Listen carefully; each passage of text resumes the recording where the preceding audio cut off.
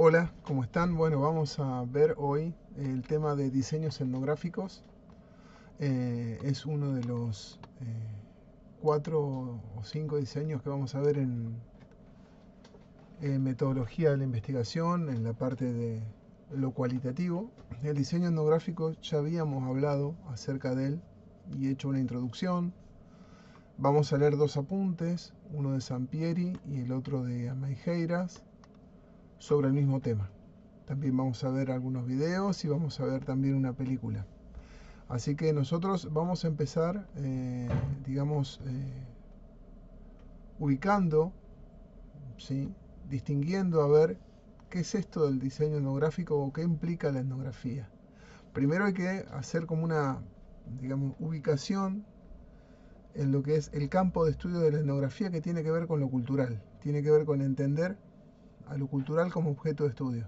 Entonces, entendemos, según Sampieri, que estamos frente a la cultura, que tiene que ver con la suma y la interacción de patrones observables de la conducta y las estructuras subyacentes de una colectividad con costumbres, con rituales, con creencias, con valores, lenguaje, símbolos y modos de vida, así como el conocimiento compartido entre sus miembros. Es decir, estamos intentando desde la etnografía entender, comprender, describir aspectos de esa cultura. Cuando hablamos de cultura o hablamos de grupo cultural, puede ser más grande o más chico, ¿sí? Hay distintos tipos de estudios etnográficos. Puede ser una pequeña comunidad, puede ser un pequeño grupo o puede ser algo más amplio. Bien, inclusive también hay estudios etnográficos que comparan comunidades, ¿m? O comparan aspectos similares de algunas comunidades. En general, decimos que los diseños etnográficos, como dice acá Sampieri, pretenden explorar, examinar y entender sistemas sociales. Bien, también producir interpretaciones profundas y significados culturales desde una perspectiva o punto de vista de participantes o nativos.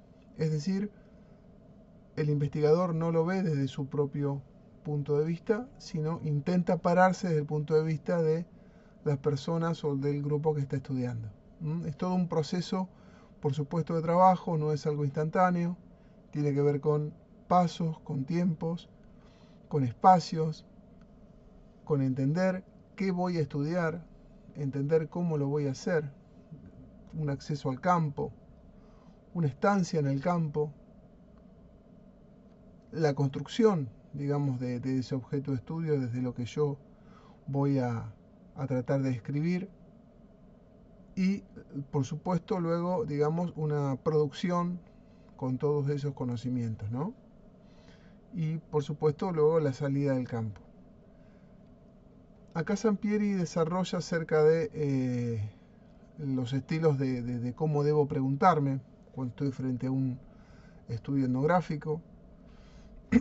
Habla acerca de las preguntas de investigación, no solamente una cuestión de observar, dice, sino también de interpretar, de entender la estructura, hablar de los patrones o preguntarse acerca de patrones de comportamiento, de las funciones de la estructura y de la misma cultura. Y dice que los planteamientos no solo se centran en hechos puntuales, también en sus significados y cómo explican la cultura estudiada, es decir, en patrones, modelos que se van repitiendo y que hace que eso tenga una estructura fluida que se repite con el correr del tiempo. ¿Está? Entender esos patrones, entender los por qué, entender por qué suceden, cuál es su función, es entender un poco esto de frente a qué cultura estoy a partir de la etnografía. Bien. Sampieri va desarrollando las características de la etnografía, por supuesto. Tiene que ver con lo interpretativo, con lo reflexivo, con la construcción. Tiene que ver con la experiencia en el campo, por supuesto que va a tener que ver con la observación participante y también va a tener que ver con las entrevistas. Habla de cómo se registran. Los datos se registran en varios pasos, ¿sí? Las miradas en esos diarios de campo son diferentes, en un primer momento son miradas más del momento y luego más reflexivas. Así que bueno, esto es lo que va desarrollando un poco Sampieri. Por supuesto que también habla de los tipos de diseños etnográficos que hay, habla de diseños realistas o mixtos. Dice que en los diseños realistas o mixtos se recolectan datos, pueden ser cuantitativos o cualitativos, sobre ciertas categorías definidas. Luego se describen esas categorías y las culturas en términos estadísticos y también en términos narrativos. Existen los diseños críticos, otro tipo de diseños que tiene que ver más con la emancipación, ¿sí? con ayudar a liberar a la gente sobre la que yo estoy estudiando y analizando, ayudarlos a librarse y a tratar de que se superen en su propia situación cultural, económica y demás. Tiene que ver con una cuestión más de interacción en el campo y de introducción y trabajo en el campo para cambiar una realidad. Diseño crítico. Por eso habla de que se analizan categorías o conceptos vinculados con cuestiones sociales, y estudian cuestiones que tienen que ver con la inequidad. Bien, por supuesto que tiene que ver con la denuncia, pero no solo se queda en la denuncia, sino también en intentar emancipar, en intentar cambiar esa situación. Diseños clásicos, por supuesto que son los diseños de siempre de la etnografía, que tiene que ver con entender a la cultura, entender las posiciones ideológicas y las cuestiones explícitas e implícitas que tiene esa cultura. Diseños macroetnográficos, tiene que ver con entender o analizar sistemas sociales más grandes y más complejos, como una comunidad educativa, una sociedad tribal, es decir, grandes grupos de personas que comparten ciertos gustos o patrones. Pero también está como lo macro, está lo micro, son aspectos de la cultura muy chiquititos, muy puntuales, o situaciones sociales muy concretas.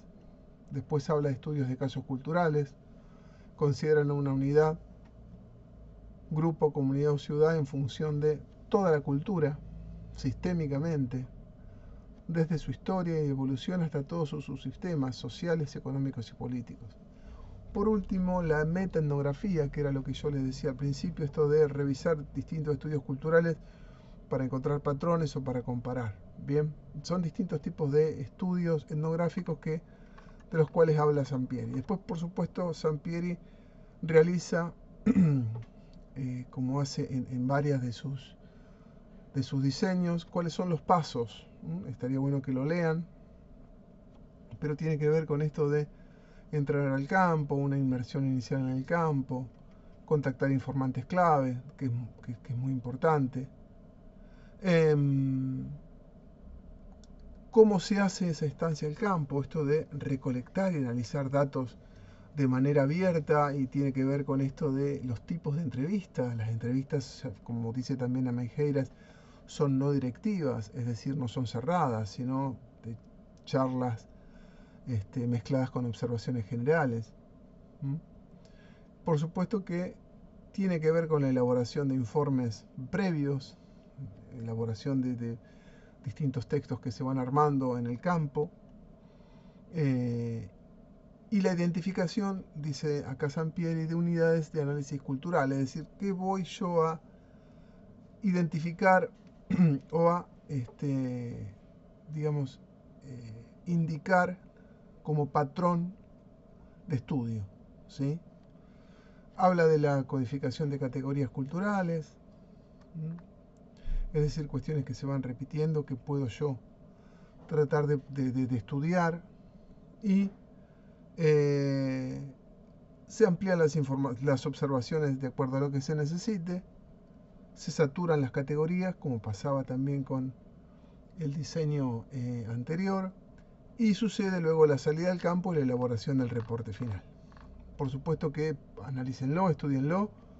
Esto es Sampieri. Por otro lado, nosotros teníamos a Meigueiras para poder estudiar, que da, digamos, sobre el mismo tema, una visión diferente.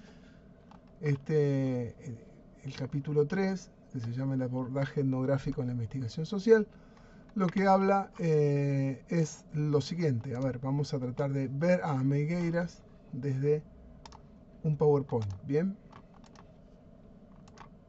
A ver. En principio habla de una cuestión histórica, ¿sí? Cómo surge la etnografía.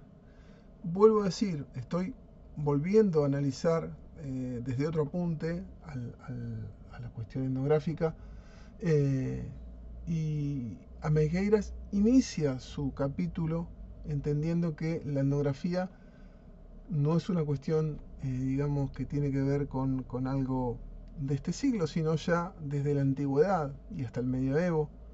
Se decía que había una apreciación de los otros, ¿no está? Es decir, una observación de los otros.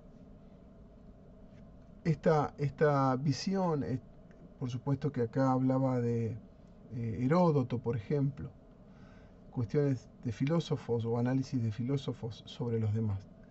Luego avanza con la visión de la etnografía, o por lo menos de los registros etnográficos, que todavía no se llamaban así, en lo que sucedía con los expedicionarios y los conquistadores, que dejaban sus relatos, que dejaban sus modos de ver, sus vivencias sobre esa, digamos, conquista o sobre ese nuevo mundo que se les aparecía ante ellos, y para ellos nuevo mundo, a partir de, digamos, el asombro y la perplejidad y lo diferente, lo que aparecía como diferente. Eso era lo más importante en los expedicionarios y conquistadores. Seguía con una visión en el siglo XVIII que tenía el iluminismo, que entendía que había una gran dicotomía entre barbarie y civilización, y digamos en los relatos esto se vislumbra, en los relatos sobre los pueblos teóricamente para ellos salvajes, y esta definición de bárbaros a lo no conocido o a lo desconocido desde el punto de vista de las investigaciones. Digamos que había juicios de valor que entorpecían o que ensuciaban, digamos, el aspecto investigativo en ese momento, pero bueno, era una visión del momento que tenía que ver con entender a lo clásico, entender a los espacios donde sucedía lo académico como un espacio de inteligencia única y de verdad única. No había como una visión de alteridad, es decir, una visión donde lo diferente también podía tener un valor de conocimiento. El conocimiento estaba en lo que ellos entendían por inteligencia. Tenía que ver con lo académico, tenía que ver con lo que ellos conocían como el saber.